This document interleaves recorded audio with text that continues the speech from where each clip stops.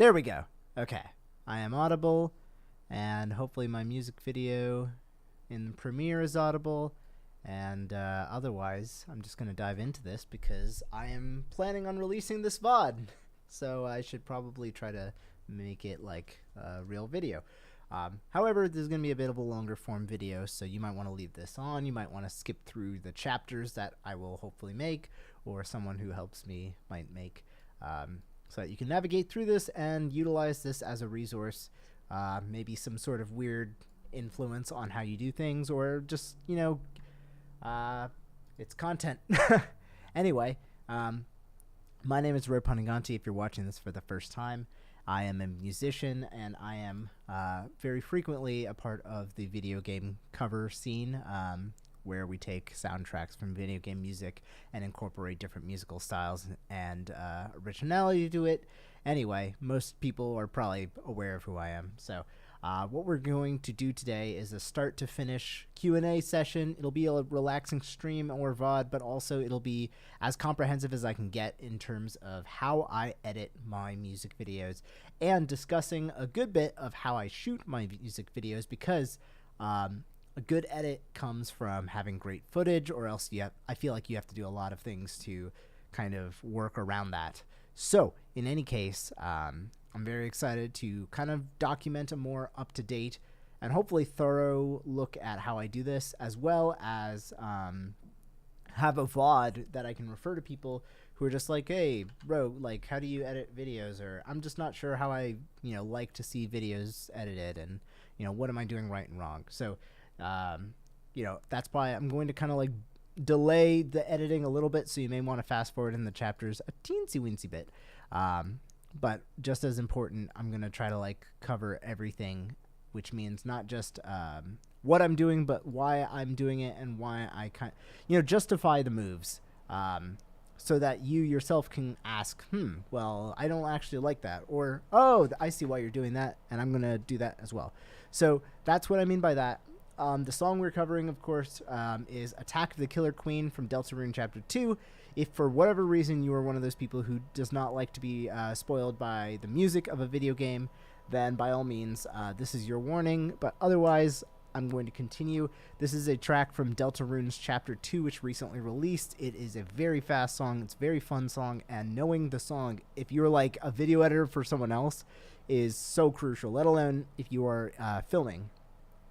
Because you do want to know the different sections, expectations of, is this going to speed up? Is there going to be something technically interesting? Do I want to showcase a specific instrument or shot better because of those sequences? And of course, true to form, I have some cool like B-roll spots. And, it's not really B-roll if it's a narrative kind of moment. So I have some like fun effects and things like that I'm very excited to showcase. Hello, don't run off. Hope you are having a wonderful evening.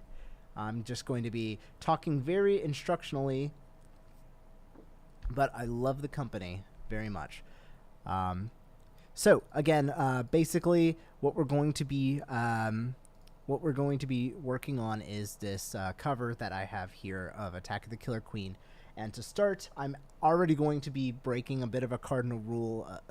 This isn't start to finish. Unfortunately, I have not shown the part where I synchronize the video clips, which of course would be, I take all of my video clips. I personally use a program to do it automatically. Every single editor has a sync function, or at least every major editor. But otherwise, you just line up where your camera audio is and where your polished mix audio is. So one of the things that I do want to say on the record for the VOD is when I'm going to finalize a song or a mix or whatever and get ready to film, I export a version with a click track and a little bit of extra space at the beginning. So when I go to perform on the instrument, I can get ready, I can set up the camera and everything. I have a little bit of time, and it's a very loud, obvious way of synchronizing my video. So I did not show that process here. I put them already synced up. I think if you are collaborating, you should probably either make your video very easy to sync up or sync it up for whoever is editing if it's going to be a little difficult. But anyway, I just wanted to start with that. And I have 4 video clips here, and I'm going to talk about them briefly, but I am showing off the bass guitar, which you can kind of hear a little bit. It's playing a lot of the stabs.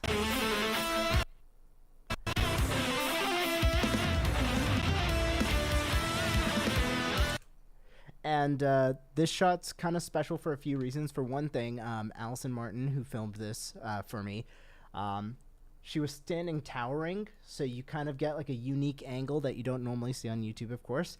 And, you know, I have a lot of like kind of colors that match the game scene, so I think that's also very important. You want to tribute the game.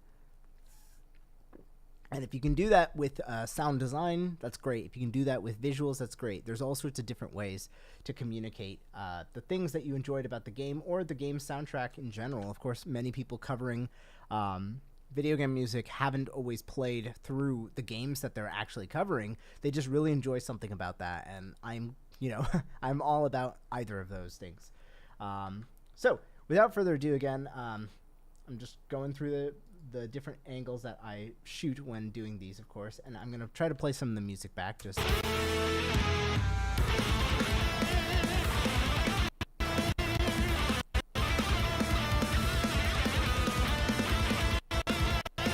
And you'll notice it's a little stuttery. That's because I am streaming an editing session of a 4K video. Unfortunately, this means that it can be a little taxing. I'm going to try to close out some browsers and whatnot, but, you know, no guarantees. And anyway, so in the meantime, we're going to do the best we can. Another thing I like to do, of course, is shoot a wider shot.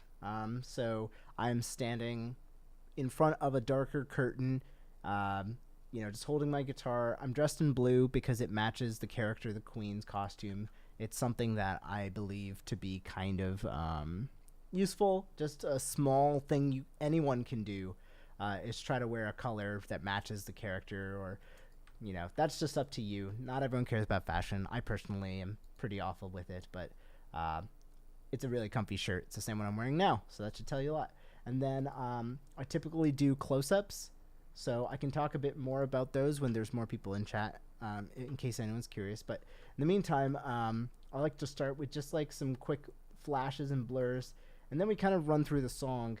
And another thing that I've done here that I think is kind of worth mentioning is I've divided up the song into sections, and it helps me mentally kind of know where the song is.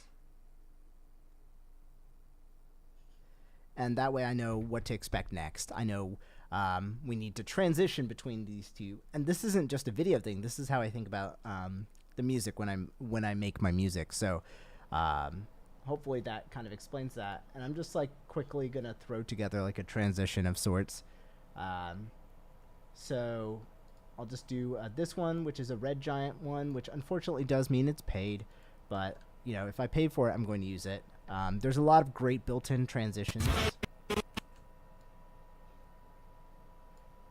And I really do recommend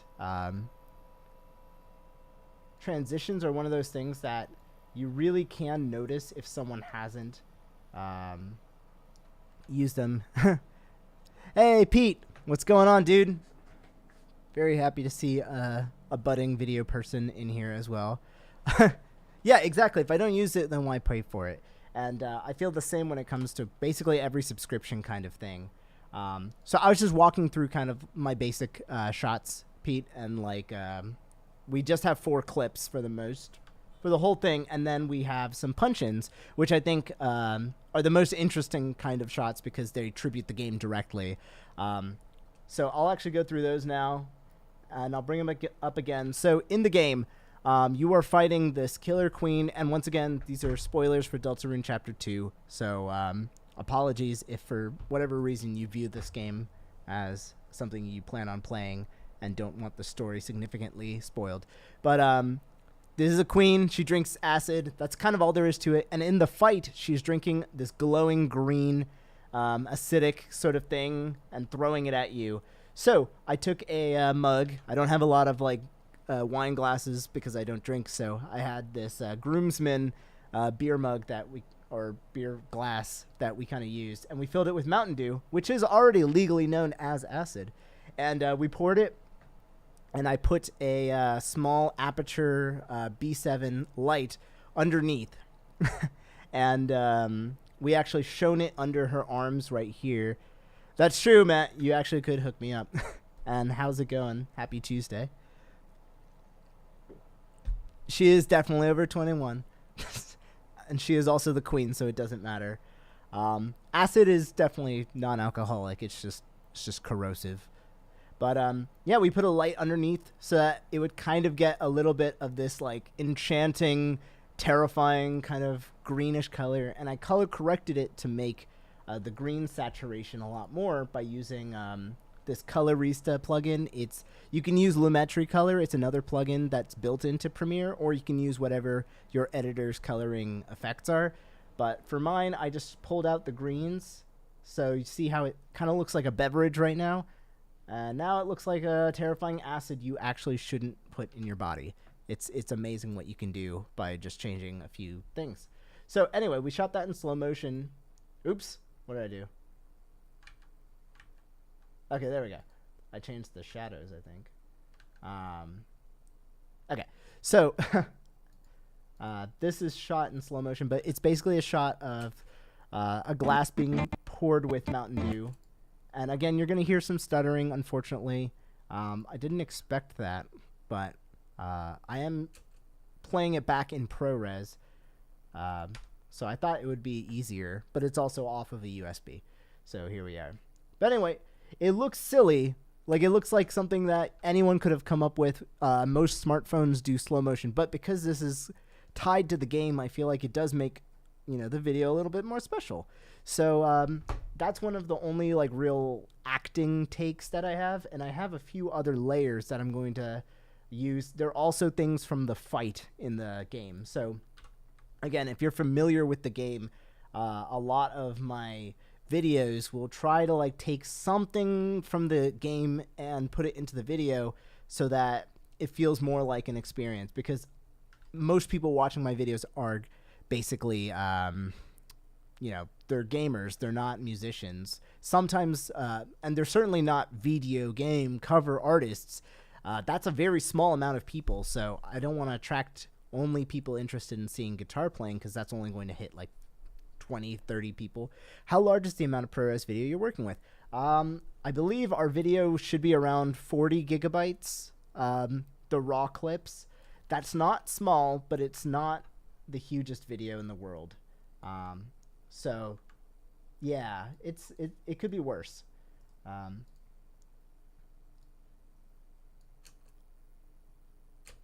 So once I start editing, which I'm going to do right now, basically all I like to do is, just cut between.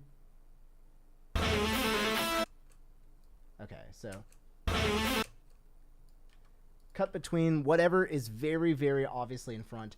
I don't know if I told you, Pete, but I did pick up an Atomos, so we're working off of an SSD separately for the videos. I found it to be very helpful because the Atomos is just like a really, really good portable recorder and monitor, but also shooting in ProRes is kind of nice because it's faster for me to edit, and I can still sync everything without having to offload the raw clips. But I do think I have to delete the raw clips a lot more often. So I'm just trying to edit really good, really well. So anyway, I'm going to cut to this really fast lead line.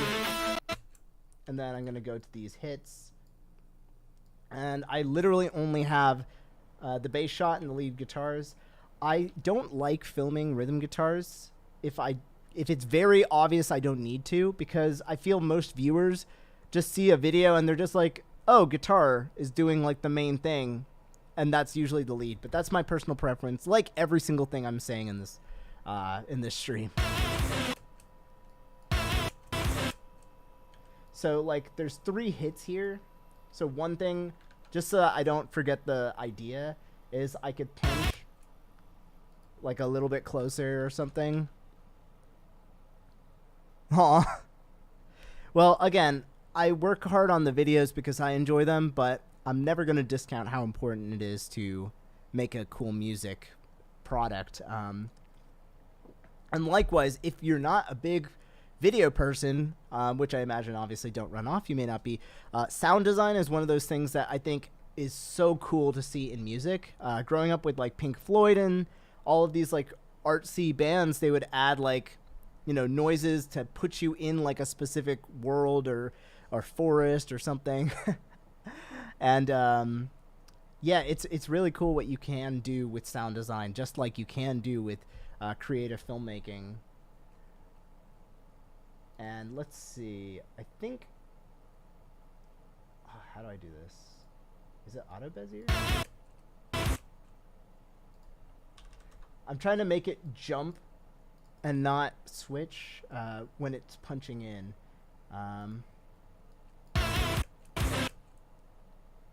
We might have to revisit this. So normally when I'm not distracted and doing a stream, I'll go through phases of how I go through the edit. But anyway, we need to go to the lead, and then I'll do the other angle. So, you know, the viewer is watching, and they're like, oh, wow, there's, like, more angles. And then we kind of hop back and forth, so they understand that there is a back and forth. Try sequencing the clips together and keyframe from there. You know what?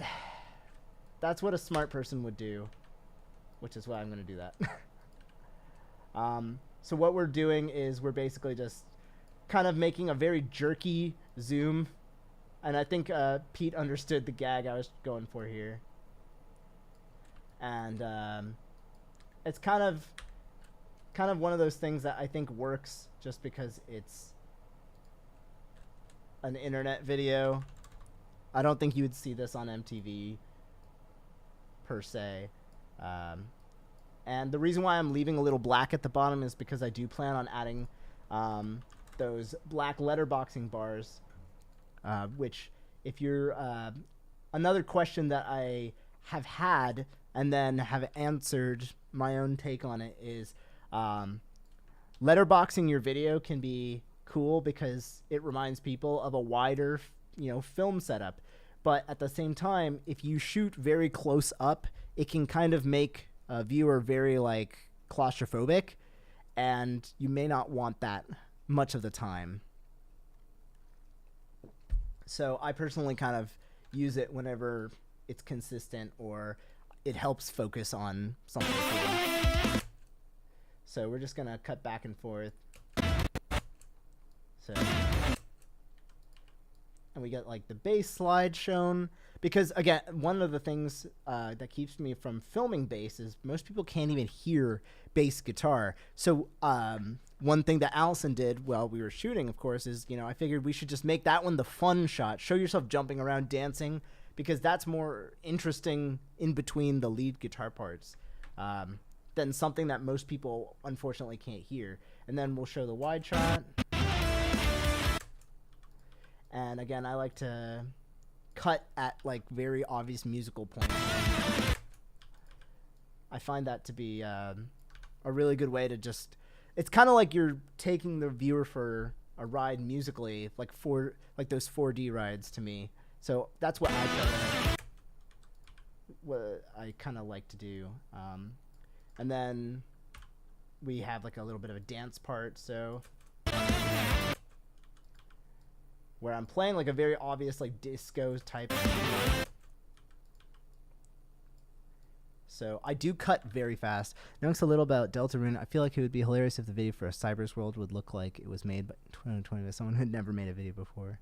When I think of the inner world, I think of videos and music having gotten better. You know what? So it might please you to know that the cyber world in Deltarune is very similar to maybe like the 2001, 2002 internet, where everything has like very low quality, dial-up-y looks. It's very, I don't know, it's very cheesy and Tron style. If you're familiar with, you know, the music of that and the world of that, you know, being all inside a computer and very like serious-ish, but also cheesy, that's the kind of aesthetic that it looks like. That's what it, you know, a little bit sounds like. So for my cyber world, you know, it's a lot of motion, dancing around. It's a lot of fun, and I tried to reflect that in the video. This song in particular, there's a lot of lens flares and lights because it's a battle. So think about just, you know, fast motion and you know, a lot of, I'm trying not to cut too fast, but I tend to cut pretty fast. But I like to emphasize the hits. Ooh, so this is actually out of sync. There we go. So that look I made to the camera is right when the harmonics hit.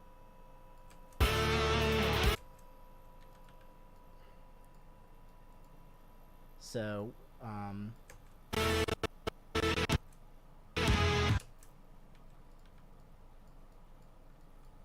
then, again, that's just me being goofy, but also, this is a great chance to do a transition. Now, I watched a few videos, like, I've been watching VGM, obviously, forever, but I've noticed that this is one of those things I started doing very recently as a stability, because, wait, what am I saying? I've started doing transitions more recently as like a constant thing. I have to do transitions and like keep the viewer kind of on this consistent thing, because I find that it can be as important as dynamics in music. It's interesting watching someone else edit VGM because I do frame perfect cuts most of the. Well, so I do musical cuts, which I'm sure you're doing as well, but I also try to like consider other kind of aspects that might be worth cutting in terms of like, you know, the riff. If I know like there's a very interesting kind of riff, because I think you can get too used to it. And my friend Evan, he's a drummer, actually pointed that out when I was working on my Storm video, which has been like the biggest kind of like video I had done. And I was cutting so much and it was getting like nauseating. So it's just important to keep that in mind. And again, like it's so much easier. I can't tell you how much easier it is to have a video to work on that has been shot by someone else instead of your own tripod, let alone through someone else's eyes, how they view your story can be. And as you can tell, like right now, I'm doing like and aesthetically, I have a black backdrop and all of that, but it's not covering most of the frame you see. So, you know, in the rectangle of it all, there's still some stuff on the edges, but there's a few reasons why I'm not worried about it. One, it's YouTube. Nobody cares anymore about almost anything. And B, we can punch in. So if I look at, and one other thing that I'd like to point out in my Premiere workflow that many people might also have is I like having things very organized and contained. So I have this synced sequence here, which is coming out of my program Pluralize, which I use for synchronization. So this is where I do all of the chopping. It's kind of like the chopping board where you're just getting all of your things in a row and I'm putting the clips together one by one. But then I put that into a different final sequence. And this one has a letterboxing box on top. And it also contains the color grade, as it were. And this includes sharpening. I've noticed that my footage looks really cool when it's sharpened extra. And actually might fix this one. The shadows aren't as blue as the rest of it. But it also has a basic color grade. There's not like a theme per se. It's just a default that I keep in my video editing template because I find that can help me preview what my video could look like. So I'm just going to get a little bit of the blue. And I'm just eyeing this. I know this is probably not good form. But, you know, just so that I can kind of preview back, this is what my video is going to look like.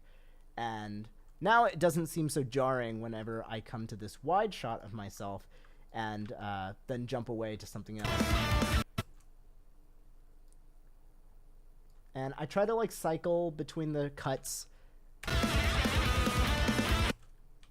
And when my fingers go too far away from the shot, whenever you, the trouble with video editing to me is not about which shot to pick for which moment per se. Sometimes it's what to do when something goes wrong or when you're not, when in the middle of the shot, my fingers are too out of focus. Like, that's an interesting shot. The left hand is totally out of focus, but the right hand is in focus, and it moves enough so I can keep it for there, and I feel like it would be acceptable. Oh boy. Who knew that streaming 4K video editing would be so taxing? But we're making it. And I'll cut back to the bass. Just to diversify what people are looking at. I think the action of the bass is still kind of interesting.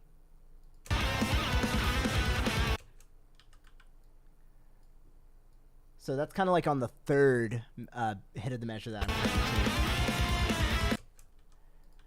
And one thing that Allison did in the footage here that's important, because it's cool, is she's raising, and we're at 25 seconds here, which should be just about synchronized.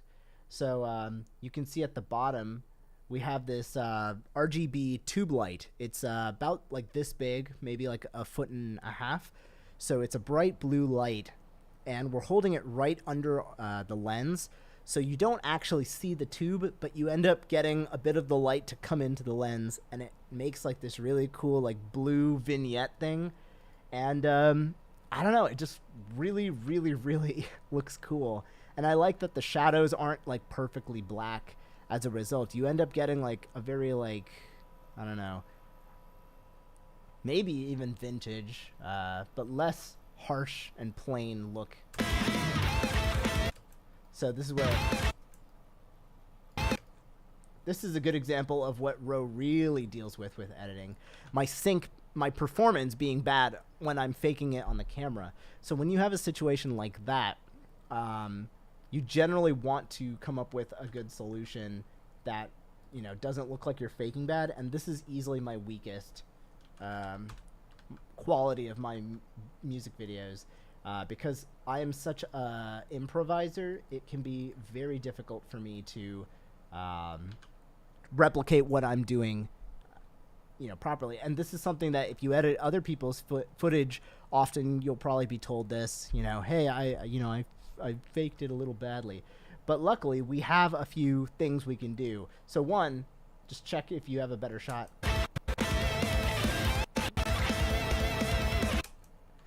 Ooh, I'm an Android and PC user 100%, but I am well aware the iPhones are, you know, the iPhone 13, from what I've seen, is a phenomenal camera phone.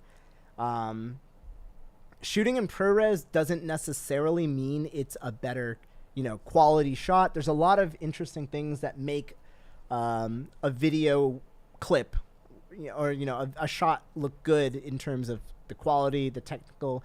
Like, you could have a 4K video off a phone that won't look good as 1080p cinema or documentary level kind of camera. It's very interesting. That being said, if I had to like give someone a choice, then, you know, I would probably still say get a cheaper DSLR or mirrorless instead of relying on a phone, unless they were doing, you know, vlogs, simple travel stuff, because iPhone, so the way I see it, and Pete, please chime in, ProRes is a phenomenal format for video. It's not compressed, so it can, you know, take a lot of changes. It's easier to edit, which is why I shot mine in ProRes. And for people who like doing color grading, you know, adding a flavor to their footage, then you get more of an ability to do it before you start crushing the footage. It's kind of like, think of reverb. So if I sent you like a guitar track and it was dry, it hasn't been, you know, messed with yet. You can add delay, you can add reverb, and the quality of it will sound fine. But if I sent you a MP3 of a guitar with reverb and delay, time stretched, and I send it over to you, and then you try to mix it into your songs or start stretching it, you're kind of like testing how much quality, I guess, you can get away with. Now, there's bit rates and all these other words that kind of describe the phenomenon, but that's kind of how I understand it. But that's just my perspective right now. So most of my videos are shot with H.265, which is like what GoPros shoot with, and it's very hard to edit, but it is very small. So you kind of just pick and choose your trade-offs.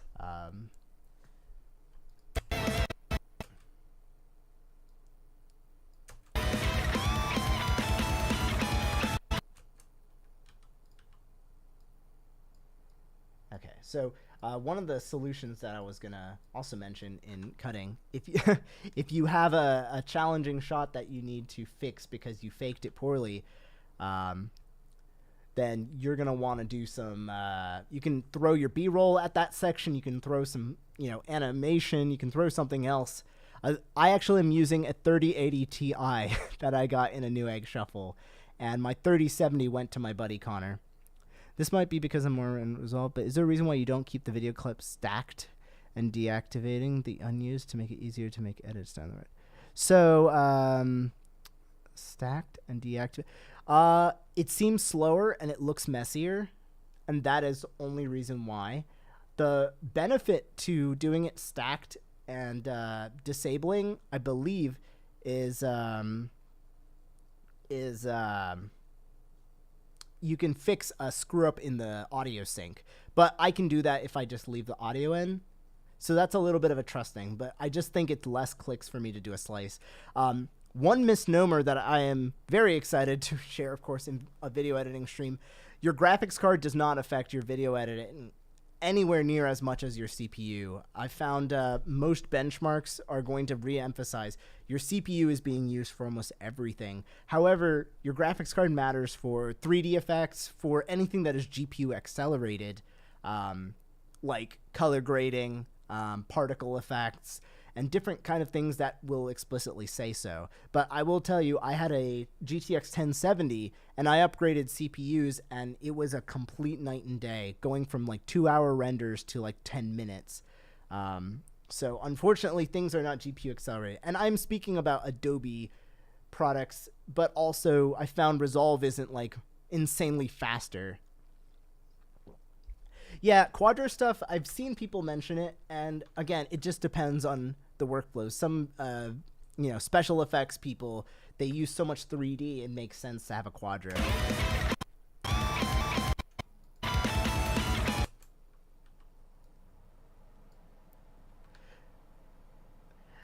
I haven't found that to be super true, but I also haven't edited anything recently in Resolve and pushed it, so I'd like to try it out more. I will say Resolve did use it was going faster for specific formats. Like I once tried downloading Red, and I found Resolve was much better.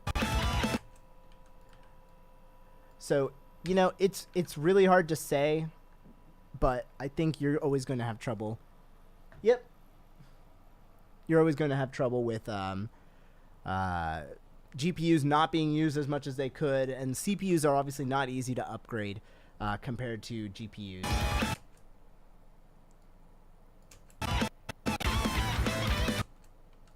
So here's another spot where like my faking is a little so I'm just gonna put a marker here and then a little bit of duration, just type in fake, which kind of makes it sound like I'm upsetting myself. It would be cool if GPUs could be used for VST processing, because things like contact are just so heavy.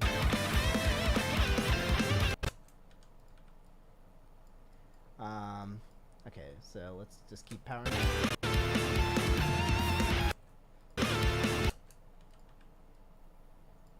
And then I got it right here. And then I think I did something cool on bass here. Never mind. Okay. And again, I've already marked up the song. That's one of the best things I think I started doing. Just knowing where I need to transition.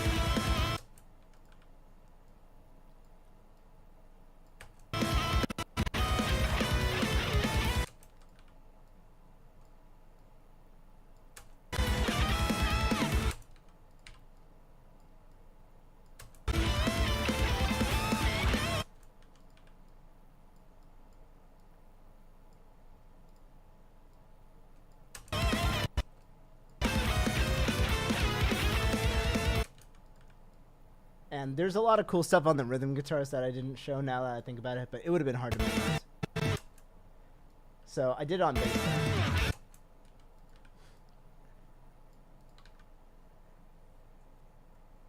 It's not video related, but your mixes become clearer. Thank you. That is a humongous compliment. One of the things that, unfortunately, being like so excited about the video side, I really do appreciate even more when people notice that my guitar playing and my mixes are also, you know, I'm working hard to improve those just as much, and I want to be known as a guitar player and a songwriter more than anything. It can be easier to critique mixes because you make music, so you know, you're in there and looking for things. I find that when people offer critique and they're also working hard to improve their craft, like you are, then that advice is usually better to me.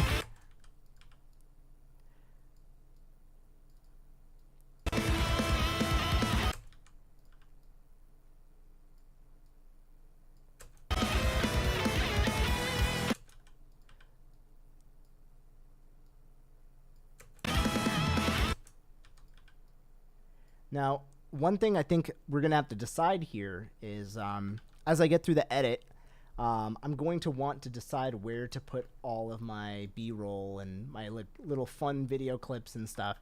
So I might space that out based on how many I have, which I have the pouring of the acid, which I think should be in the first minute because people only watch 1 minute of my videos.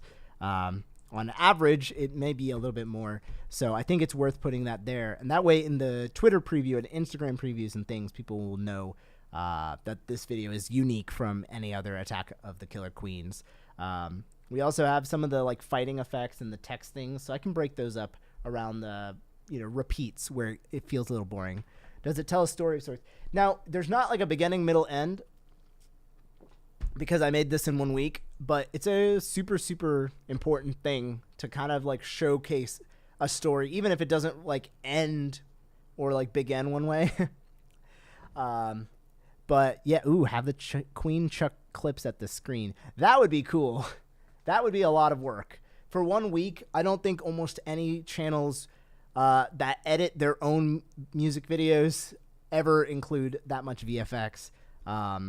But hey, I'm now a channel that has help, so I can't really say that.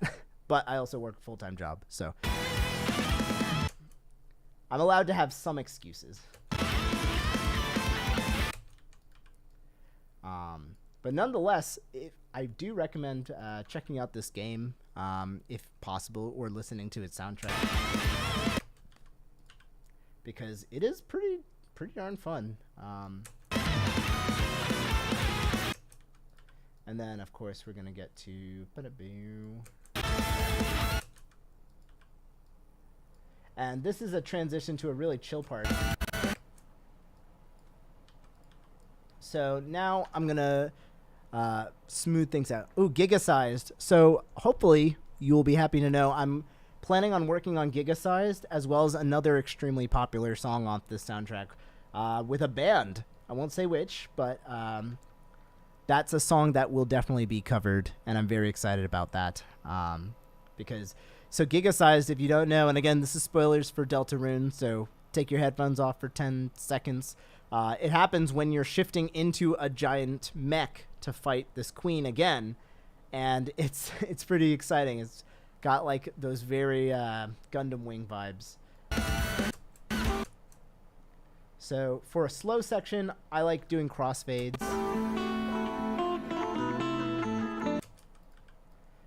I think it's a nice, like, easing way of showing some footage.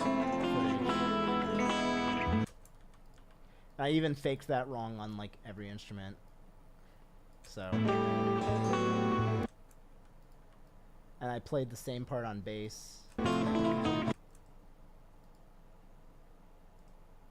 And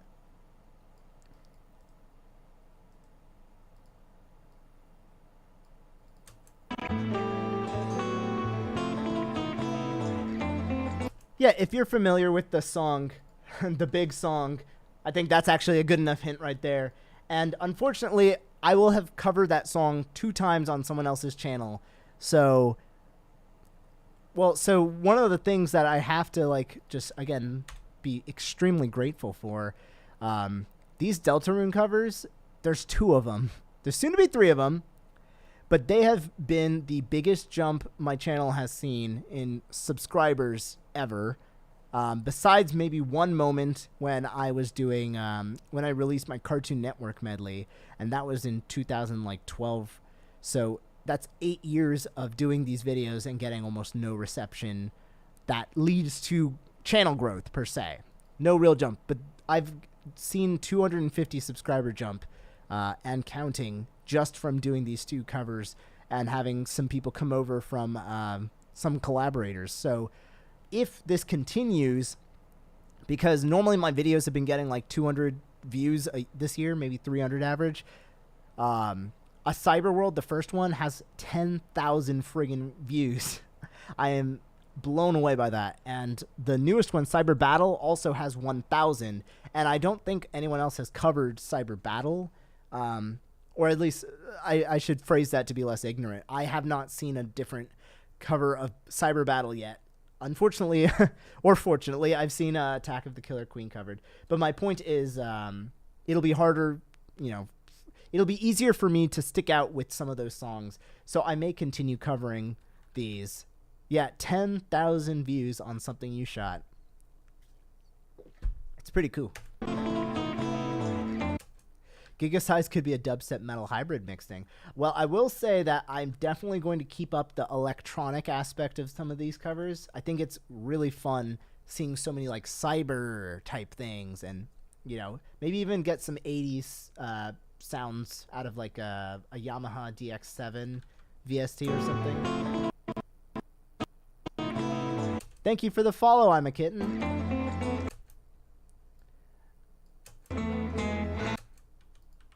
And I don't think I showed the video of that.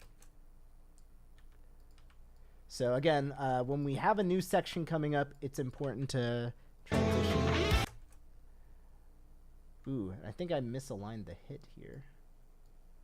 So from here, I'm probably just going to blast in, do a big bright spot, and then we're going to get the lead guitar. That's an interesting transition.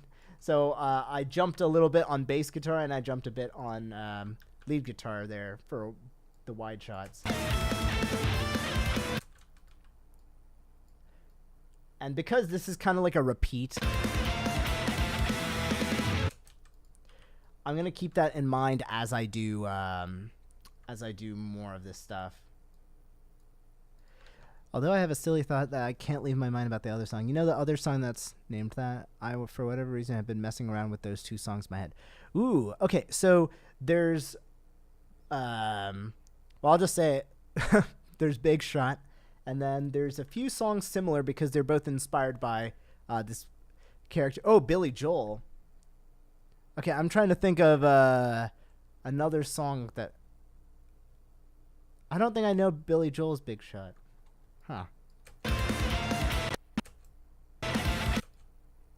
Yeah, I actually do not know that. That's interesting. And that would actually be kind of cool to see a matchup there. Or some sort of medley.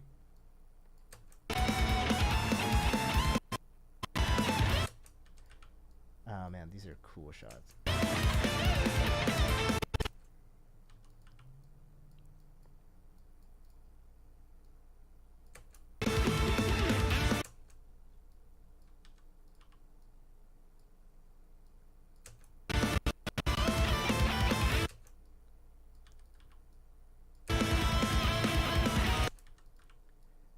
So there's obviously a reprise here, which means that the viewer has already seen me play this part.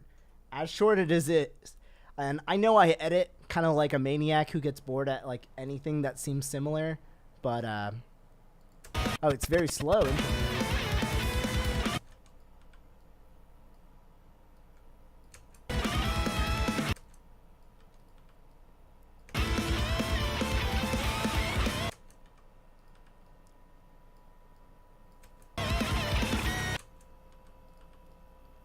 So these are hard stops. Medley into Benny and the Jets. Oh. That would be... See, like... It's actually really tempting to just do covers of classic rock at this point. So this is the hard part.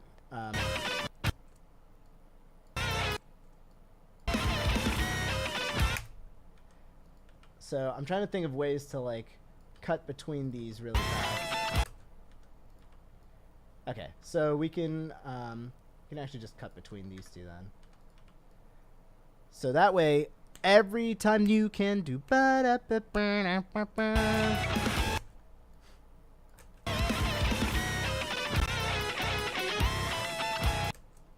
oh, we gotta cut back one more time.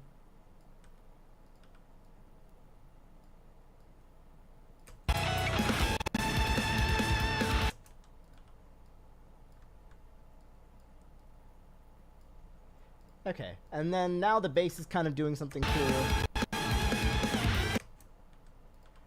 And by that I mean the lights look really cool in the back. Also ignore Moobot. I don't have a video editing streaming reminder.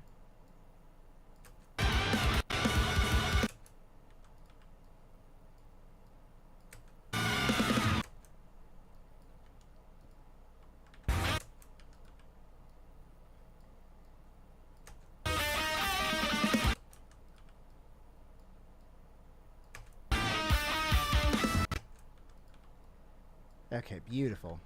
I assume there are like some sort of prominent video steps when the parts hit.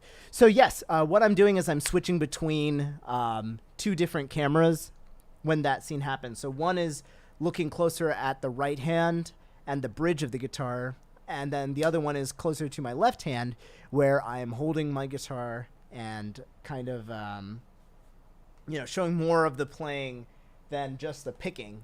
So that way, like you said, there's some prominent things when the hits go. And that's one of the things that people do, or at least I really like when I watch a music video and I think about why I like it. It's because of those boom, da-da-da-da-da-da, switch, ba-da-da-ba-da-da, switch, switch, switch, things like that.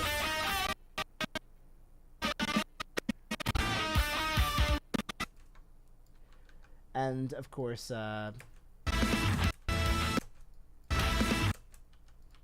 we just cut between a lot of this stuff. And now there's a reference to a Deltarune Chapter 1 song that you might know. You might know if you played it or heard the soundtrack or listened to my cover of it.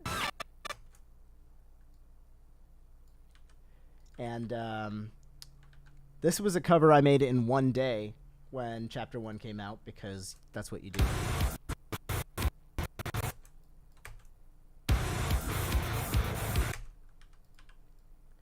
And I had a lot of fun with that shot. But that's because it's like a Slipknot riff at that point.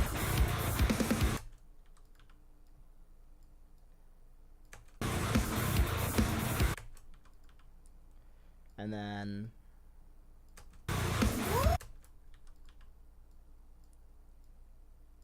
this was me imitating the Queen, which is why I make a silly face here.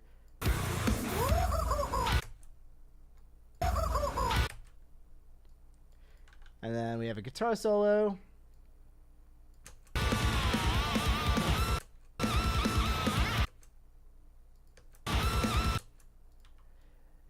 And yeah, so whenever she shows up in the game, before her arrival to start talking to the the antagonist, to the protagonist, sorry, she has this woo,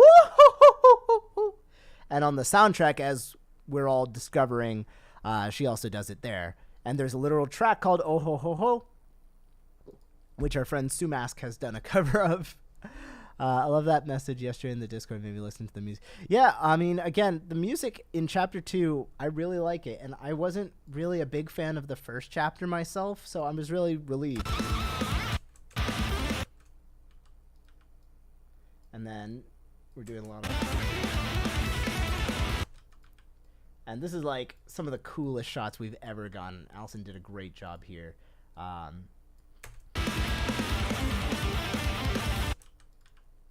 So I kind of like switching between the wide. So, you remember who's playing. And then we kind of cut between other stuff.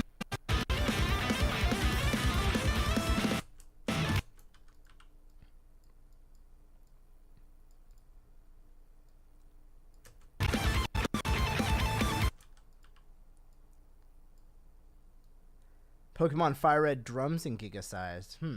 Well, I mean, I don't know exactly how public the VSTs that Toby Fox uses now for Deltarune are. I think they're a little more diversified, but I think you have a really good knack for this that I do not.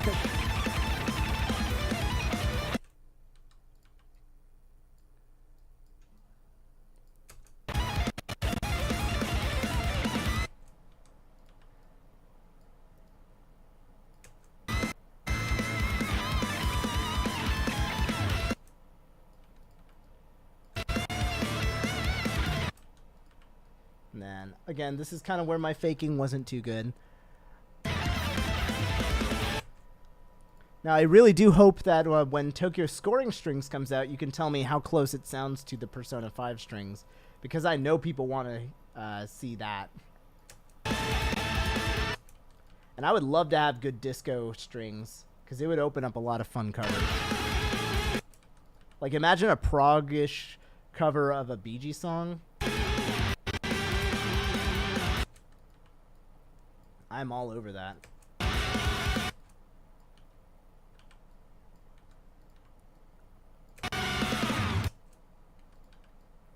Okay, we're actually almost at the end of the cut, and it's hardly been 1 hour.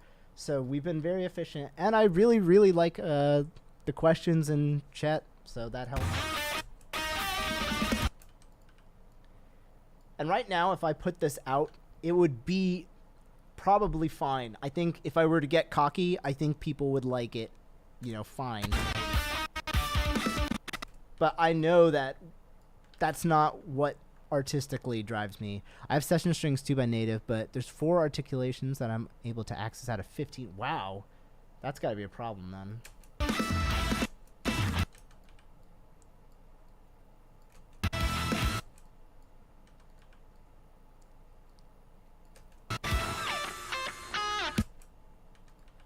And then I had a little drum solo here, so there's no footage for that per se, but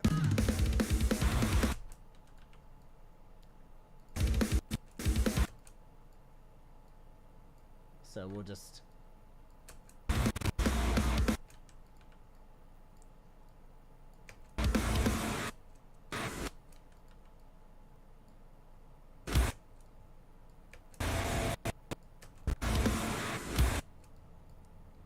and we'll just do a guitar.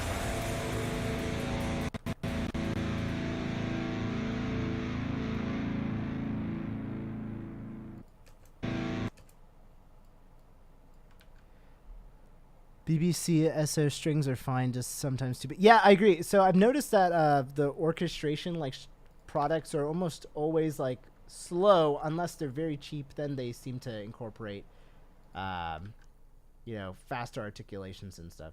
So that's our music video in a nutshell. And then normally I have a template here. So it'll include my sponsor, which is Sounddrop. They're wonderful. And then we'll have the rest of the video. Sorry, the end slate.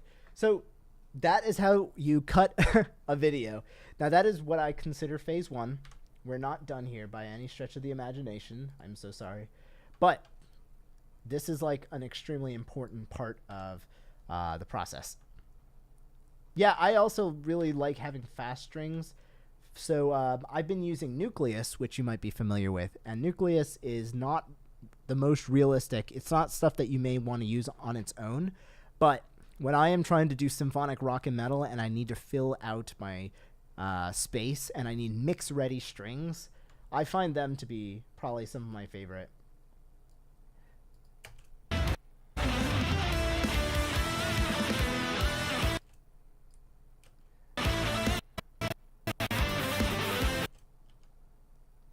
So this is where I'm going to like try to incorporate some of our extra footage. So I could do a flicker, I think.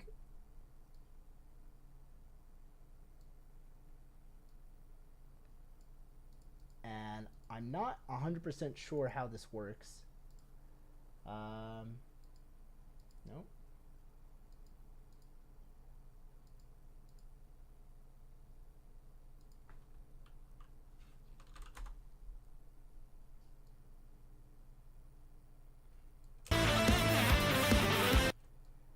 I think that's how that works. Okay.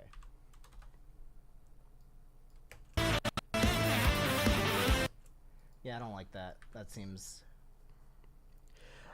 this is Get Good Drums Periphery 4, but I'm also adding extra snares, kicks, toms from Superior Drummer 3. I could not tell you what they are, but I'm basically mixing kits a little bit. The other thing is that I think I'm mixing things a bit better because I'm trying to do a little bit less, but there is layers to the snare, and I feel like that fills it out a bit more.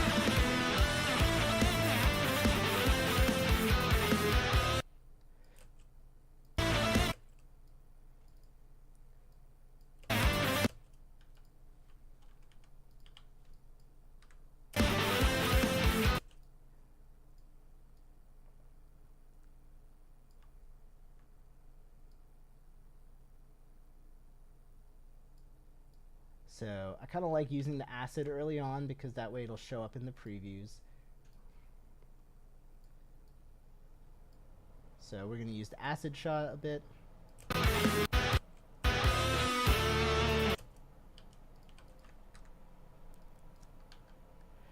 Yeah, see, once you have a template for drums, which again, I update mine all the time, but I feel like that has enabled me to, you know, comfortably write an album and not be so worried about everything. So that's going to be the acid one. And here, let's try something.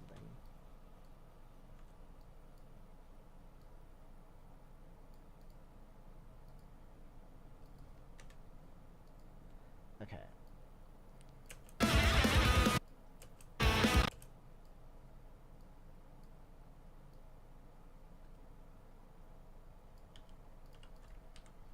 What's your philosophy for placing all the B-roll footage? So right now, I guess there's a few schools of thought going in my brain, but for me, I feel like I'm playing to the viewer and like the viewer of a music video, not really like telling some very explicit narrative and it has to go from here to here. But that's for this video. When you are making a video in 1 week, I feel like I have to prioritize what someone wants to see in the first 15-second Twitter preview.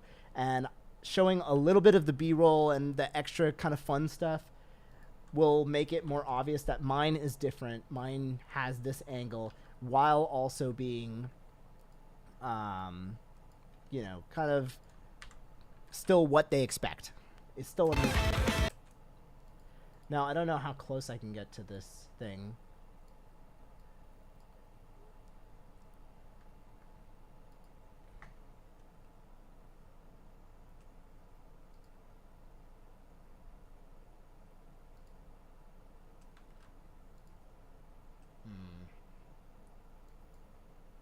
I don't actually know how they expect me to apply this flicker cut transition.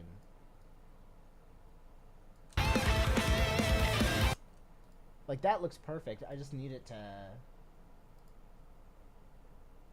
use the bottom.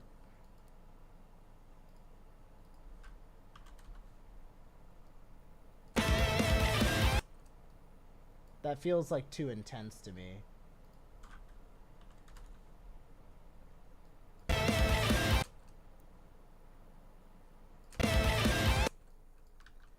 Yeah, I'm not sure. Yeah, the channel movement, I think that's also super important. Efficient with mixing, recording, etc. Yeah, so some people like using the Pomodoro method, which is like a work philosophy of sorts. And that way they do some work and then they take a break. Yeah, I just don't like the flicker cut.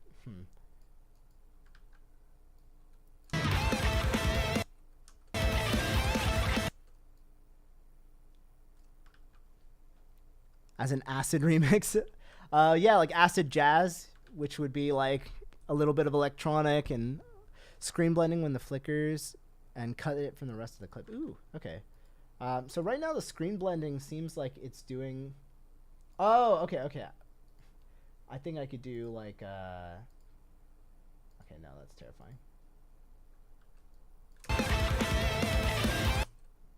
That actually that feels kind of cool. That was a good suggestion.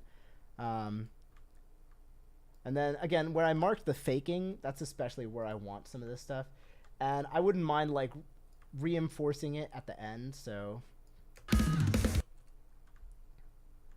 I could reuse this. And then I actually have an idea on how to do it. Thanks for coming by, dude. Very happy to have you. Okay, so where I'm doing the fake drums, I'm gonna reverse the pour or something really quickly, and then I think that's everything I can do with this shot without making it feel like the whole thing is just that. So I'm gonna do this was shot at 120 frames per second, so I think I should be able to get away with this.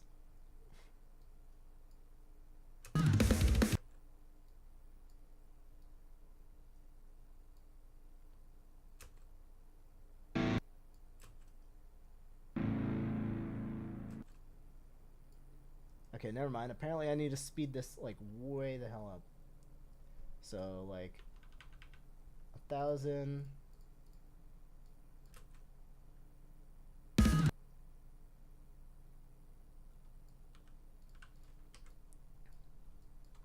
Cracking open a cold one with the boys. Hurtbox, what's going on, dude? We are so we're using B-roll and some extra fun footage here just towards the end. We've done our basic edit. So we've just been talking video effects, all the good stuff. And I can't even edit it. It's so fast. Okay, let's see if I can get this to...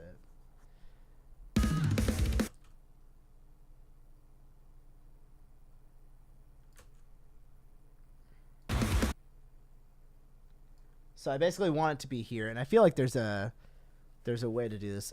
Waiting in a queue for a server, New Worlds.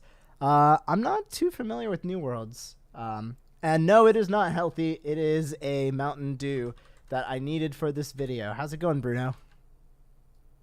Hope you are having a wonderful Tuesday.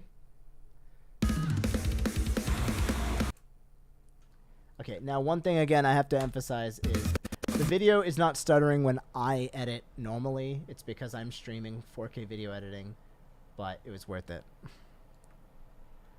Well, I'm glad to have you here. We are actually... this is the problem with doing a video stream. You can also try speed ramping, so it's all that... Yeah, I have trouble with speed ramping now and then, but I think that would be cool. And to explain, speed ramping is an effect you have definitely seen if you have not heard the term. It is where you change the speed of the video over time, so it gets suddenly faster, or you go from normal speed to slow-mo.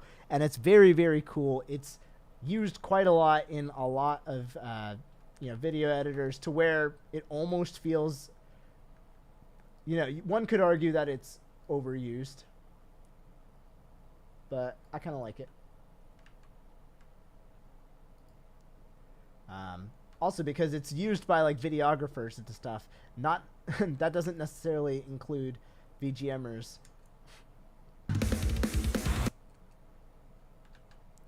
Yeah, the leaf effect that we went for in what's the name of the song? The battle theme in Ikenfell. Oh my gosh, blank and blank. It's gonna come to me. But we threw some leaves on the ground and I speed ramped it so it would kind of slow-mo and then it would reverse and stuff. And this is actually kind of what I'm doing again here with the drink.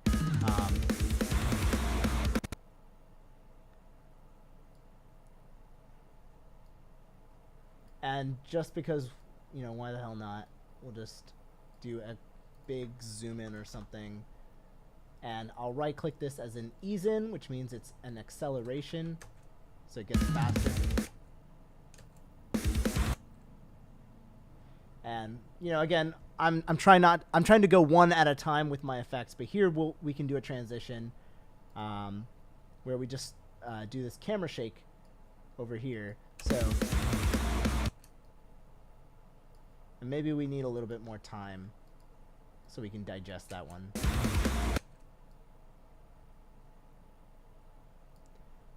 And that means actually, hold on. We got to do one here. And one trick if you use Premiere is you can hold Shift, and you can change the sides so you know how the transition is going to be. Just to like cut away from it real quick. And I'm gonna actually not have that black spot there, because you hear guitars like almost the entire time. And because of the stutter of the Twitch stream, I'm actually not able to get precise cuts here, and I kind of want to. So, okay, there we go. So those are some of our B-roll spots. Now, again, here's a faking spot here. So because I wasn't happy with how I faked it, we're going to cover that up with some of my renders. So we can do, we can space them out too.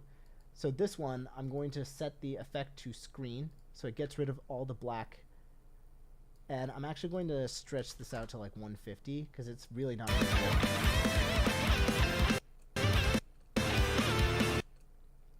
And it's small and stupid, but if you played the level, you'll be like, oh, this guy knows what he's talking about. This is immersing me in the level. Or at least that's what I hope would happen. So if we look at it with the color grade, and if you're not familiar, again, I'm trying not to spoil this game, even though it's really not that like spoilery of a game. But I respect that people don't want to know. But in the boss fight, this is actually what kind of goes on. And it's my way of tributing that specific spot. And it's an extremely important,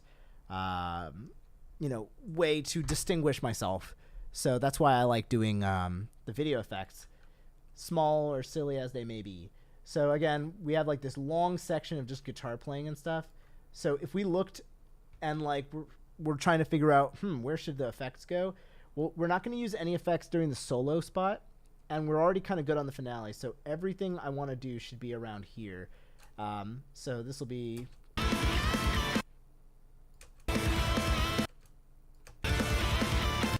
So this is actually the repeat spot. So I'm going to start using one of my effects here. And that way I feel like a viewer is going to watch it and not be totally, bored if they're not completely into guitar playing and stuff.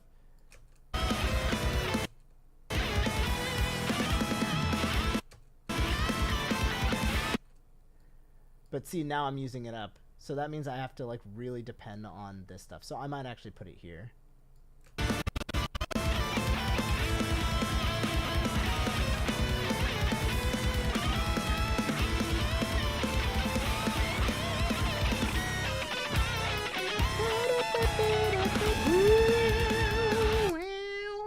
Anyway, so that's all of the sequences that I decided to make. Again, for 1 week, how many motion graphics and VFX can I create for a music video that I also have to produce and record and mix competitively to sound as good as, the best that I possibly can?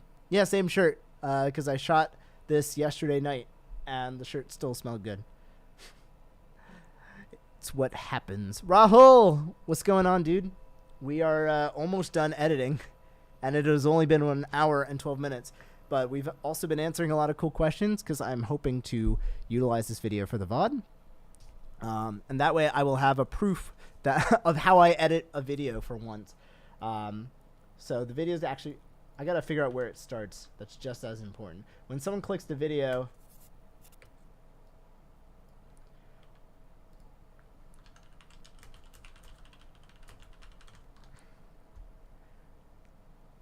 So this is this is me holding up the Mountain Dew with some green lights in the background out of focus, and I figured it would be a cool overlay, which is something that we're gonna do last and next. Now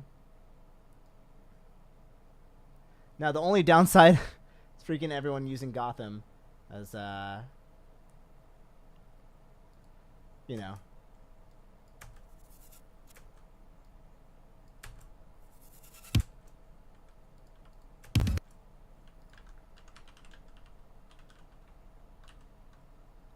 actually,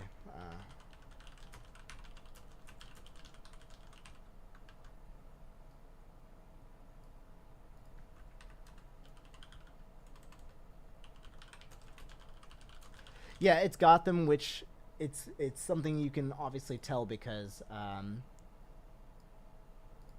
it kind of, you know, if you've seen the Dark Knight series, it basically screams that.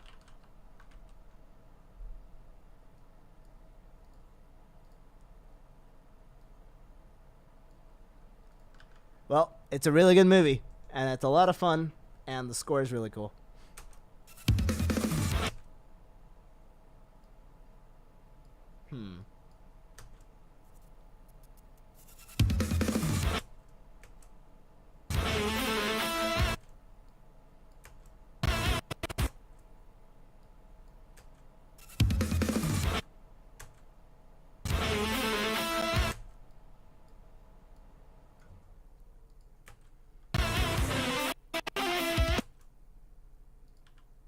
And then I'm just going to quickly do composer credits.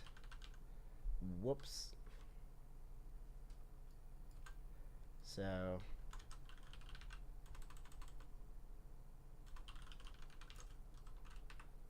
it wasn't composed by Allison Martin, no matter what she says.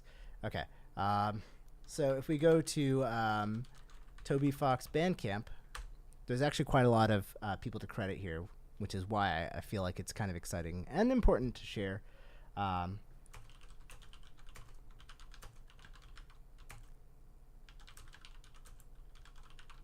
there's a very specific way of being credited.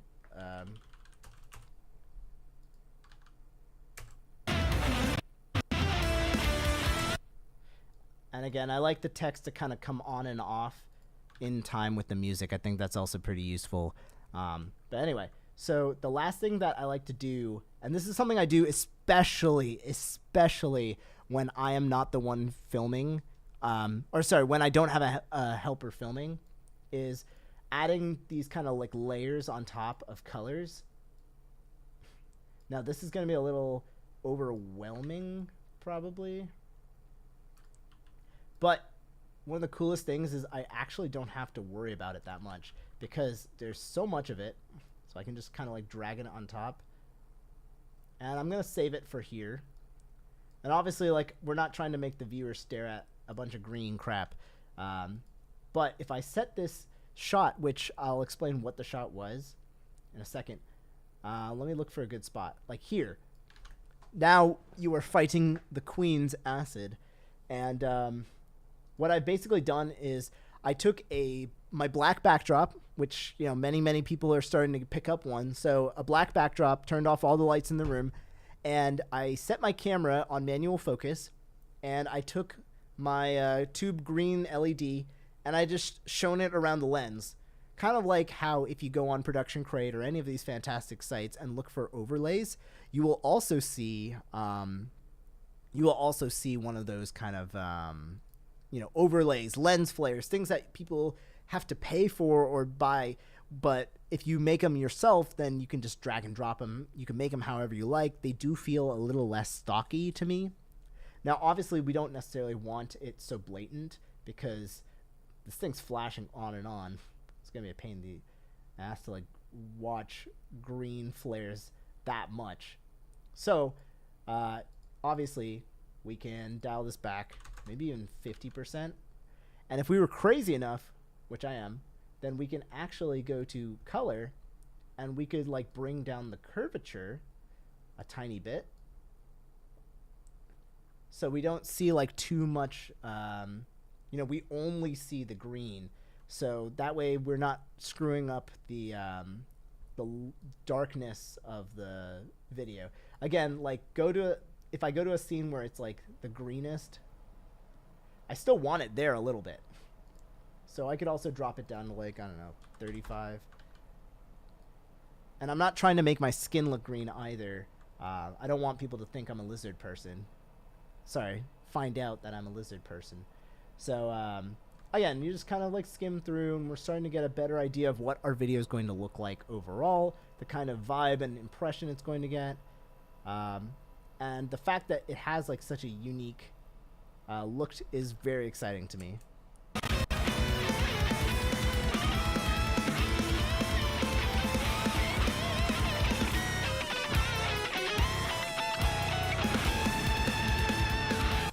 So again, I'm really liking that. Obviously, I need to incorporate a lot of like transitions and stuff.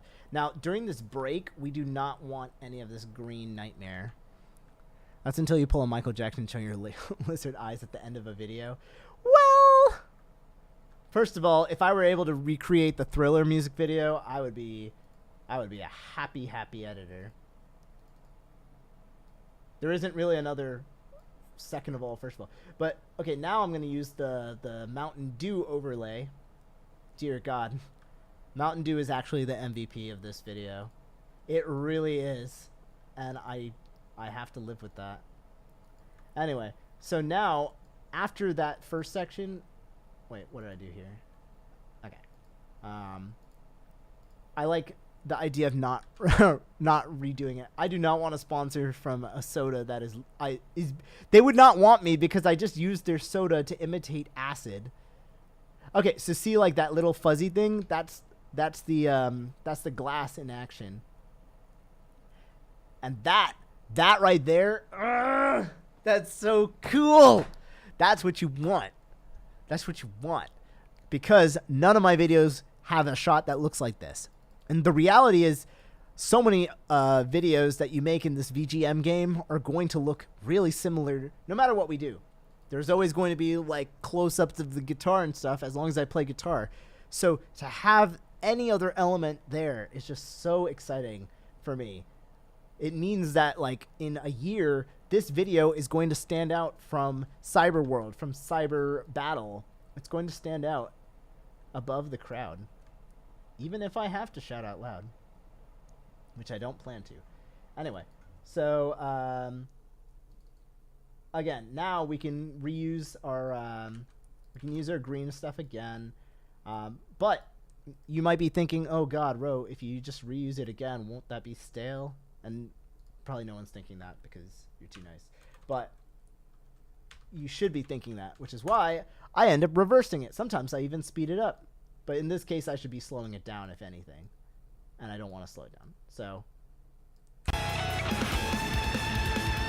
I'll also change the percentage a little bit.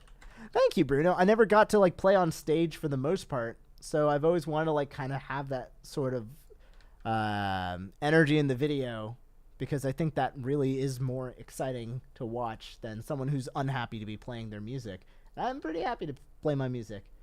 Even if I have to, like, rush it out sometimes. Okay, so the last thing I'm going to do is transitions.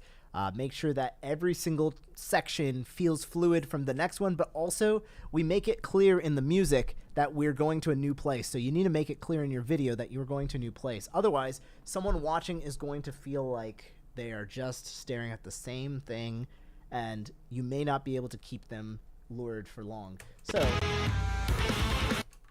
here's a perfect first spot, and I'm going to... One thing you might have noticed that I'm doing in Premiere is I'm locking the tracks in place that I'm not playing with.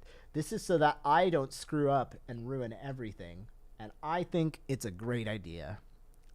The in thing will be staring at the lens with a mad look. Give him the K-Mac stare. Yeah.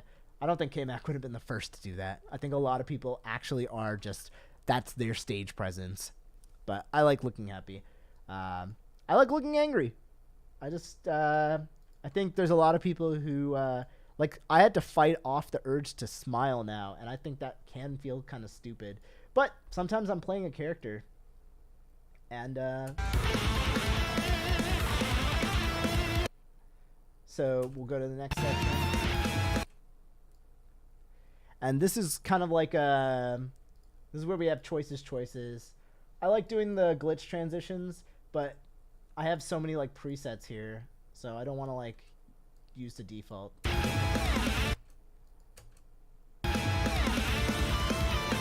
Now with this many presets, and again, there's tons of free ones. If you have a pretty modern editor, you get presets with all of your stuff. So look at them, use them. A lot of the time I kind of scoffed at using presets because I thought it would be too obvious or something silly. No, do it. Take the viewer from one spot to another. But I will say I like to try to think of a theme. you know, the video is fighting this queen. She's in a cyber city. So I'm allowed to use these like fast things in my mind. I think it makes sense. But okay, here's a good example of what I should do. This is a slow transition. So we're going to want something softer on the eyes, or like, you know, just what matches the music. So let's do like a quick crossfade or something. And then when we come out of it,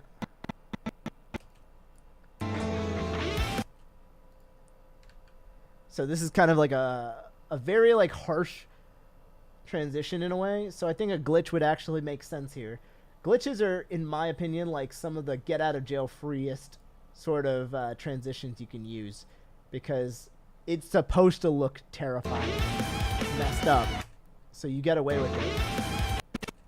And just to pause on it, see like how in a blink of an eye we have the same angle. And this was something we were talking about in my Discord, which you're welcome to join and chat about music videos and all that.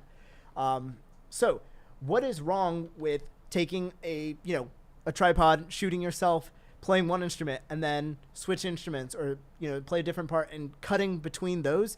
You know, nothing, but it is jarring to me, at least. I'm trying not to like make objective statements when it's all subjective, but basically this can be really jarring. So you want to turn your camera at least 30 degrees is like this rule that we have. Sometimes you might want to turn yourself as well. And this way it doesn't look like Paranormal Activity, where the camera is just here and then all of a sudden something changes like that. Instead, you're kind of making a very obvious, deliberate shift in angles. And that's how I've understood that film soft rule, let's call it. Okay. And since we have a cool effect going on in this next section, I kind of want to like play off of that a little bit more. So we can do a camera shake, and there's quite a lot of there's some cool ones, and I love the Red Giant stuff, and I also love that they give you a preview. So this is what it looks like. It's zooms in and kind of like, but we need it to be closer to the hit.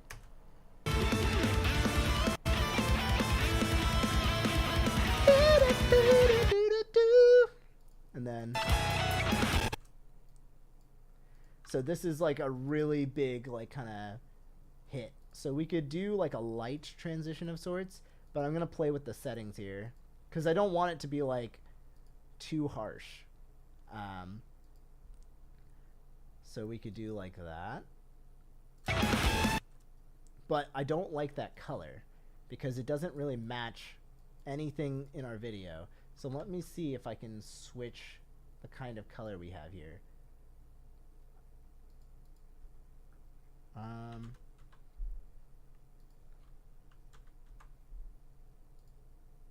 Okay, so let's go for like a blue. And that's too much. So I'm basically adjusting the preset, you know, to see what we can do that matches our video. So it's taking way too long.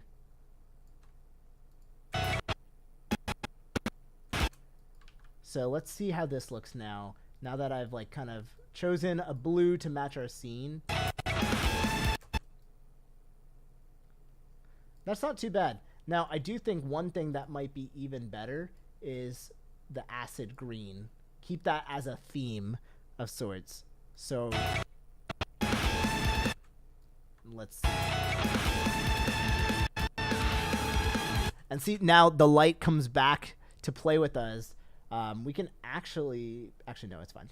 But yeah, so when we look at this 147 area, and now we look at it in the video, we have a very obvious like green light. And apologize, you know, it's stuttering because of streaming. There we go. So, you know, it's not the best freaking transition in the planet Earth, but it is fitting with my scene, my setting. So I feel like that justifies why I would do it. And again, for anyone walking in, I'm talking a lot because I'm saving this VOD for like as comprehensive as I can get a start to finish video edit of my videos, because I've gotten a really good amount of response to how I edit those, how I edit them quickly and stylistically what I've been doing.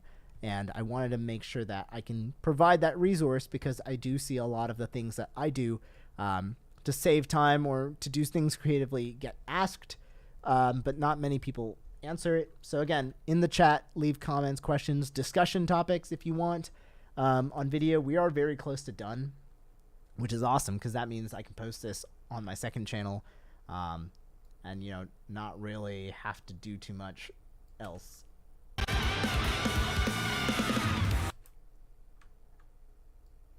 So here's another spot where we can kind of punch in a transition.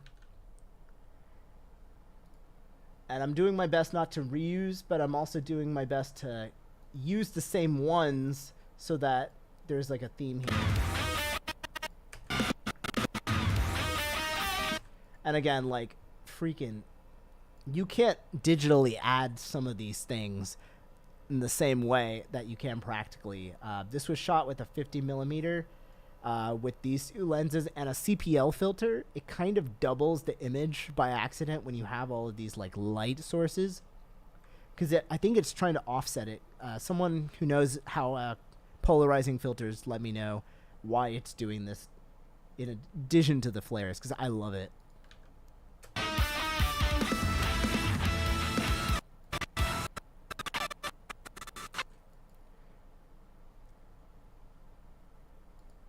And of course, this is where we throw down to Chaos King. It's a reference. And we need that to like happen way quick here. There we go.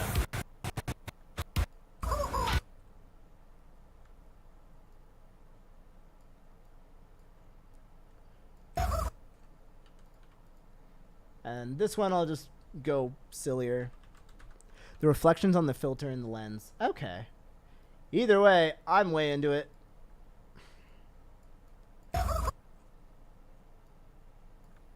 So here, we'll just cut.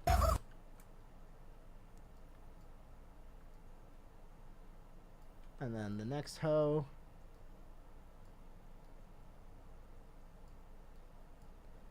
This is what the internet does to people. I get it. Toby Fox makes good music. Well, I'm glad you get it. How's it going, man?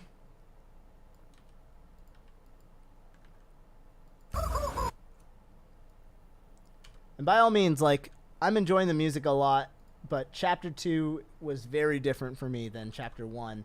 Although I covered 2 tracks from Chapter 1, so I've done 3 tracks from Chapter 2 now, once this one's out.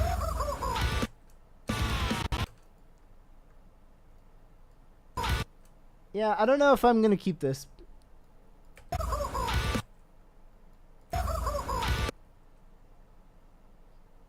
We'll keep it for now. If I hate it, I can change it later. But anyway, I kind of like the idea of... Nope.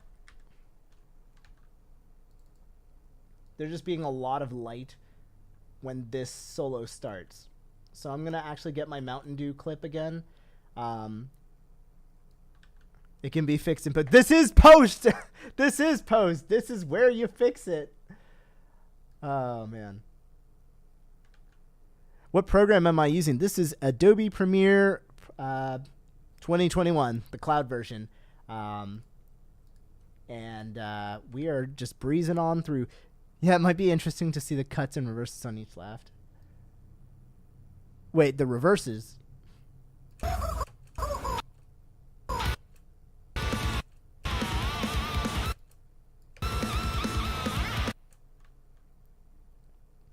I'm not sure what you mean by the reverses, actually.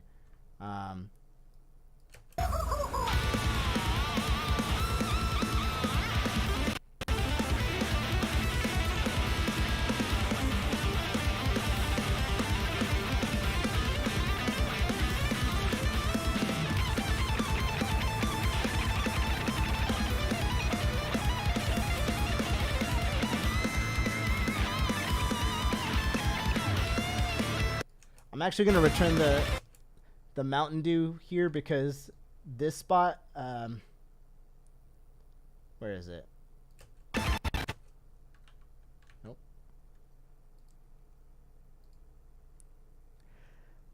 Oh, I thought it reversed. Oh, no.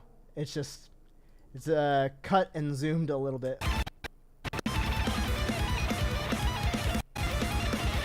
Oh, there it is. Yeah.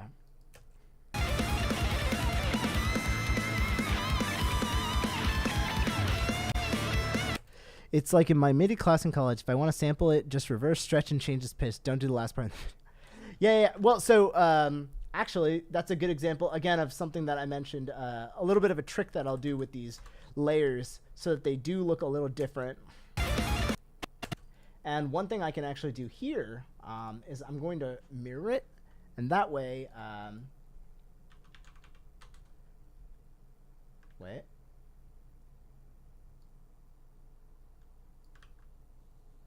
I know how to do this.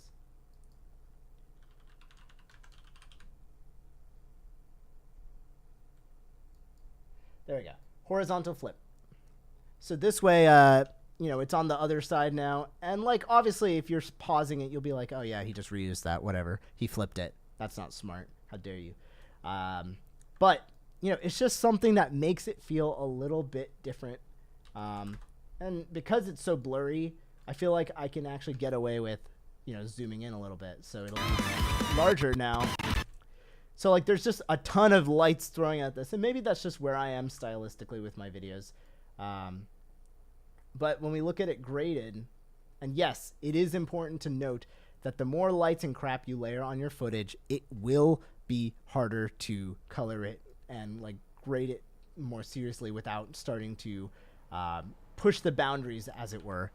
So I like throwing lights and stuff. It's exciting, but you gotta be wary. And just for, like, the curious, again, like, why I keep hopping between, I have two sequences. This is my finishing one where I put in the color grade, which is more of the stylistic changes that I make, not necessarily the corrections. So this is what it actually looked like in camera, minus you know, any effects. And actually, if I were even more honest, this is what my footage looks like when it's recorded. So I'm filming in what's called log. It is a flat format. And what all that kind of means, if you're new to this videography term, is that it is saving the footage in a way that does not burden it with contrast or, like, colors. And what this, of course, you know, why would you do that? You should just film it normally and, you know, color it in there. Well, this gives you, because of the way it's saved, even more flexibility in terms of how dark you want it to be, how bright you want it to be, what kind of colors you want to put into this. I kind of view videos as buckets, and when you film in log, it's kind of like making sure no one put anything in the bucket yet. It's like recording in dry instead of reverb and delay and stuff, and then trying to, you know, fix it later. So yeah, it is actually very close to shooting pictures in RAW, or it is shooting pictures in RAW because many cameras can shoot in RAW with an external recorder or some other features. And again, this just gives you a lot more control. If you are not up for controlling that, do not get into this world. I do not recommend it. And even if you think you are ready, go download some free sample footage and see if your computer can handle it and if you like doing this section, because it will be a pain. And I don't shoot all of my videos in log because it doesn't make logistic sense for some things. Also, green screen. I don't shoot my stuff, my green screen stuff in log because I think you actually don't necessarily need that flexibility, and I need to make sure everything's lit well. Anyway, tangent aside, I basically tell my computer I shot it on a Sony camera, and we do the adjustments. So it goes from this boring thing to this colorful thing, which is what it looked like in my preview, but also with a few tweaks. Then we add in our effect layers here, and then we add a sharpening effect and a color grade. I'm using Red Giant Looks. It's a fantastic, fast, albeit expensive program. And I add this diffusion. You can see subtly it adds a little bit of softness to the lights and kind of makes it feel a little bit, I don't know.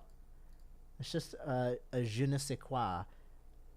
It's just softer, and the lights looks cool.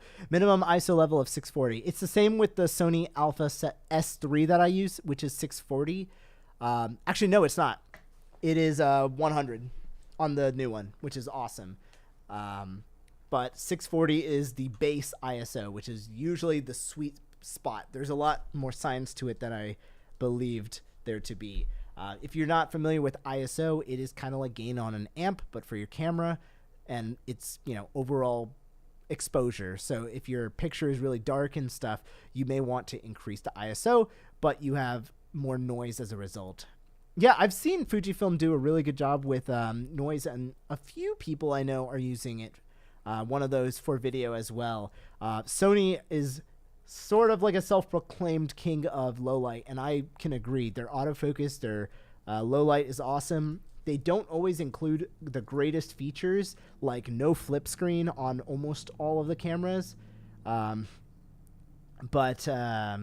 yeah, there's a lot to it. And yeah, if you use Blackmagic, you can shoot in B-RAW, and then you can use whatever ISO. But then there's upsides and downsides to every camera. And this is kind of a fun tangent. I don't want to turn it into a DAW war.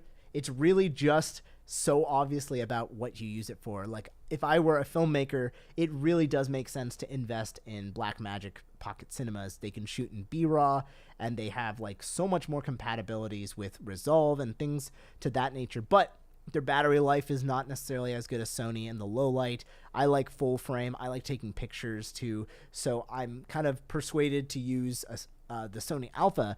But the Sony Alpha is prohibitively expensive to a lot of people who just want to shoot 4K and have the ability to color grade. So then you can look at like some of the other competitors, like Fujifilm's XT series, I think. And Canon also has the R series now, but Canon is still going to have some limitations. All these cameras suffer from different overheating things. It's kind of wild. I picked up a Ninja 5. I love it. I will say it's not necessary for a lot of videos that I end up shooting because, for example, I shoot my stuff and we're using ProRes RAW and we're using the Atomos and it's awesome. And I even shot some stuff in ProRes HQ for my upcoming Spider-Man video, which is insanely VFX heavy.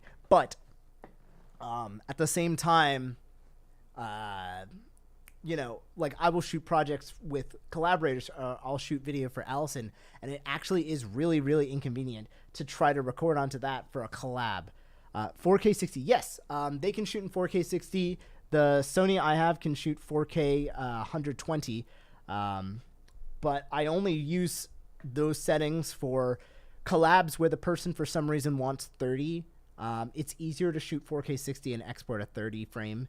But I still try to really, really avoid it because, just shoot 24. Like, don't, unless it's a vlog. But, yeah, 4K 60 can be handy for doing like semi slow-mo stuff as well, which is really nice. And then, there's all sorts of other little features and differences. Anyway, that's camera talk. I still would stand people getting a Sony if you're a self-shooter and you have a compatible monitor, or else I think sticking to a T3i, T5i, whatever those, is the best starting camera I can think of on a budget because you can still learn lenses really well. Getting like a 50 millimeter, a 35, and working through all the things you can do with those, all the things you can do with frames is really nice. I don't know why I do. I just like recording in 60 FPS. Well, I mean, on paper, there is nothing wrong with it. It's definitely a hill I will die on that I think it looks weird almost every context except for vlogs and video games. And most people agree with that based on theater response to The Hobbit.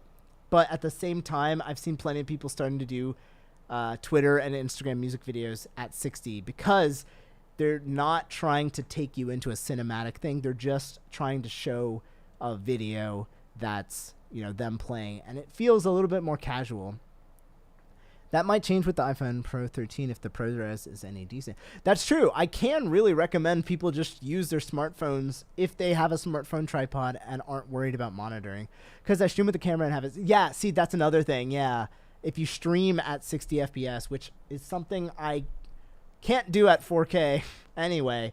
But that's a really good point. I've been trying to do 30 FPS across this, my GoPro, and now my Sony. I had to get a new webcam, by the way, because my Logitech broke. I got a used 930E. Just stopped working, stopped getting power. It was really annoying. Anyway, this is still a VOD. So, again, going through my color grade, I add a little bit of contrast just so that it's more obvious what is in front of you and what is not, what is brighter and what is darker. Those are the things that I already considered when shooting. Obviously, you want yourself to stand out in a music video and the backdrop to be darker or not as obvious. So that's why that's there. A lens vignette just sort of softly tells the viewer to look inwards. So I kind of like that. And it just naturally, I don't know, it just feels nice. Maybe there's a scientific reason why. But I really do enjoy that look. I have not messed with the HSL. This was a preset I started with, by the way. So it just throws all of these modules there. And then I did a little bit of blues in the shadows just to unify. Everyone has this blue background, which is kind of like where the battle takes place. And then to offset some of my skin tones, which is the mid-tone area, I just pumped up a tiny bit of the reds here. You can see maybe a little bit. I don't know how hard I have to go in the saturation here. But I just go a little bit, and it's very... Even if I don't want the final video, I can render it at 24. Yeah. Oh, yeah, Spanish dramas. See, I still haven't figured out the Spanish drama effect in terms of why they shot. It's likely they shoot at 50 because of PAL. That's a very good point. If you do shoot a video at 60 FPS and render it down at 24, one benefit you have is that the choppiness of the shutter speed will look more action-packed. And that's something we only remembered to do for the base shot here. Because we have a really, really good in-body stabilization called active stabilization on my Sony. Basically, if I handhold my Sony camera, or if in this video Allison does, it has a built-in stabilizer that's pretty good, and I put my camera in a small rig, and that also adds the stability. So what you end up seeing in all of these things, and this isn't in-body stabilization like IBIS. That's something that my lenses don't have. This was a body technology that I guess they just added. But the problem is, of course, it crops in and stuff. But it is a godsend. It basically what you're looking at is it's not as good as a gimbal, but it's much easier to throw in. So as a result, we can shoot at a higher shutter speed. Normally, you will see the rule is 1/2 times your frame rate is what looks good, and that's what looks like normal motion blur. So what I didn't know, and no one told me, I had to dig and figure this out, because no one likes to share their secrets, I guess, is that if you go even faster, you end up getting less motion blur, and it comes off very exacting, very sharp.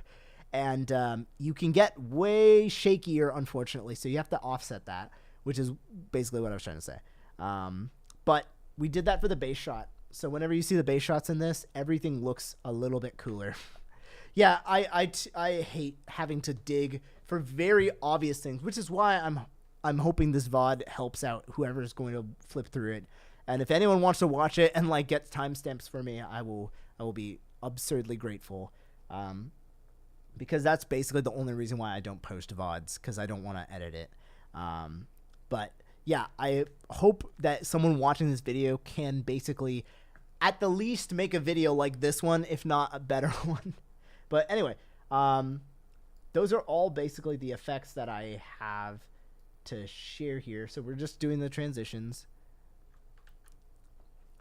Yeah, see, like, for me, I went with the A7 III, and it's a godly camera, but there's no flip-out screen, and the fact that it shoots 8-bit, I don't really know, because I haven't worked with 8-bit footage in a while from a camera, but I can tell that I can color my footage better in the A7S III, let alone, you know, other cameras that I've worked with, that people have sent me. And honestly, like, people have sent me Blackmagic stuff, and it's noisy. I've made, crappy looking shots with the Sony Alphas. It's constantly going to be up to how you do stuff. So, whatever camera you got, if I've learned anything from Paper Mario Line Them Up, as did Robbie and Thomas, who were both editing, as well as Pete, people send you all sorts of footage. You got to make it work. And you usually can if you use your noggin and, a little bit of intuition there.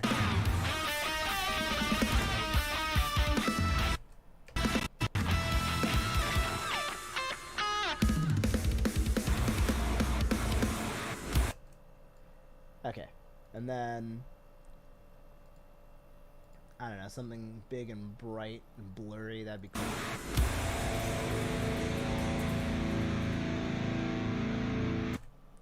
And that's, I don't want to say that's good enough for me, but that really is good enough for me.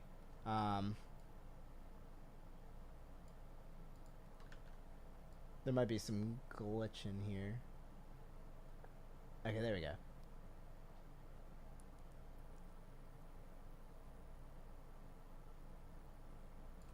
Oh yeah, I forgot to turn this on. And we could actually do something a little sexier with the text here. We can do some glitch. And this is where you really do have to, like, decide, I guess, how we want to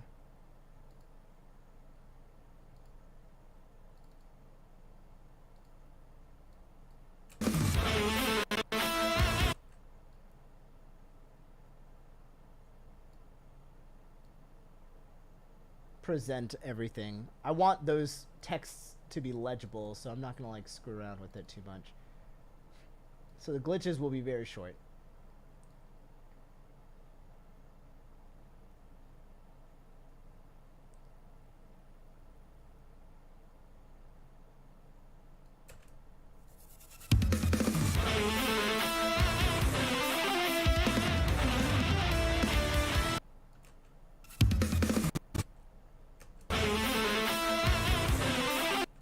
Actually, hold on.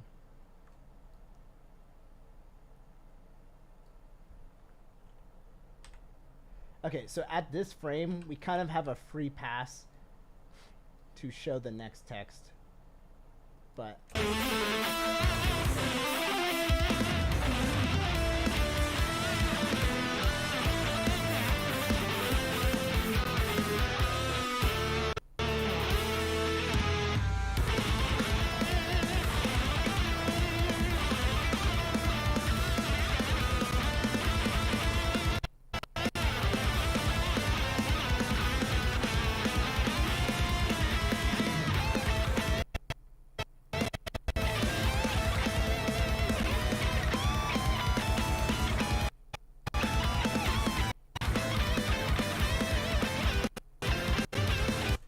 now, I did come up with one more effect, but I feel like it might destroy my computer. Yeah, so I won't do that one. But okay, so basically from here, what I would do is kind of like do a preview watch. I would send it to someone else. But otherwise, this is pretty much in 1 week less, really. I started this project like Sunday, Monday. Wait, that might not be accurate.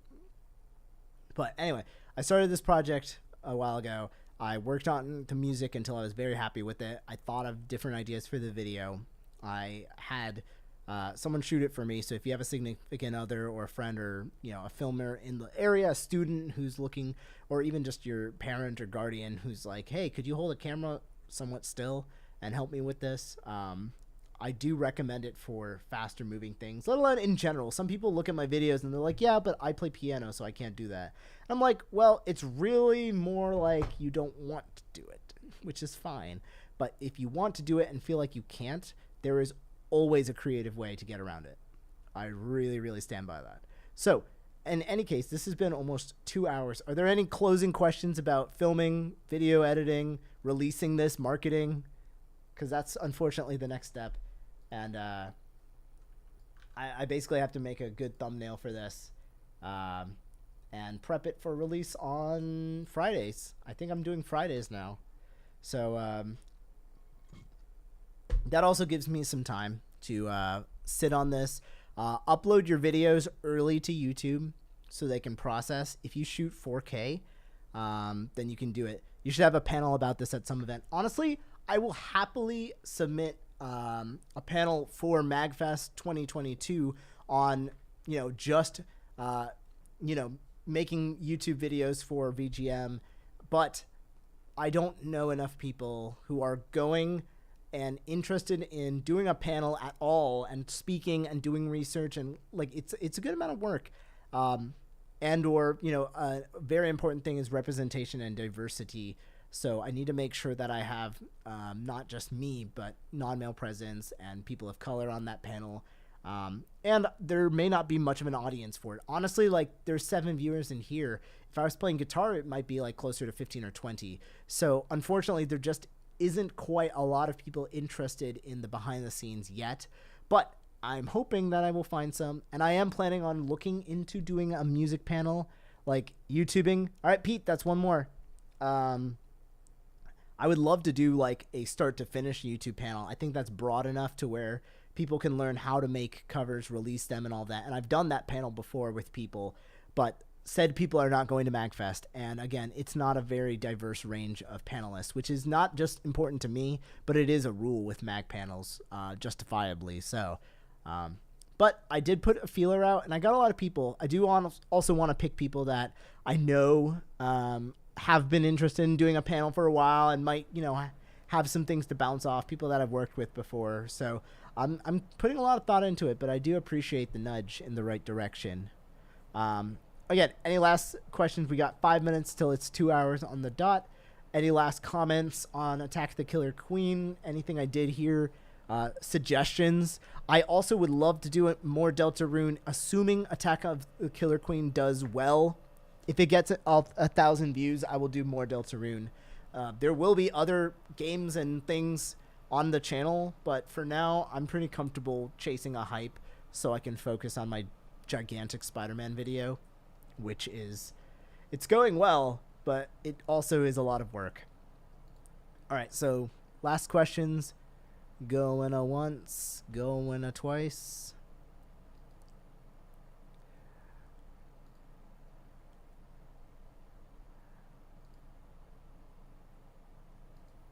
Pretty good. Awesome.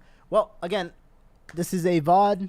I'm going to edit this or find someone to help edit this, or just honestly just get the timestamps down. But thank you everyone who's watching live. Thank you everyone who's watching in the future. Please leave a comment with any of your comments and questions. Premiere workflow is weird to me being a well, I used Vegas Movie Studio for a few years, but it was pretty rough at the time. I've seen Vegas now. It was pretty rough to edit modern footage at the time, so I started switching around. And at this point, there's just no tutorials or any resources compared to what I see for Premiere and FCP and Resolve. So I would love to promote Vegas more because it is a buy once and you're done kind of product. So definitely share anything cool about Vegas, because that way people don't have to use iMovie or anything like that. But yeah, again, thank you so much for the company. Leave questions, tweet. I'd love to hear more about people making video game covers and tributing them visually just as much as musically. I think it's a really fantastic and somewhat undervalued part of this whole YouTube thing. So, all right, take care. Check out this video on the main YouTube channel if you are not familiar with my work for any reason, youtube.com/Ro Panuganti. I'm in my Discord all the time, which is also linked in all of my videos, where we can talk about videos and music and food. And have a safe night.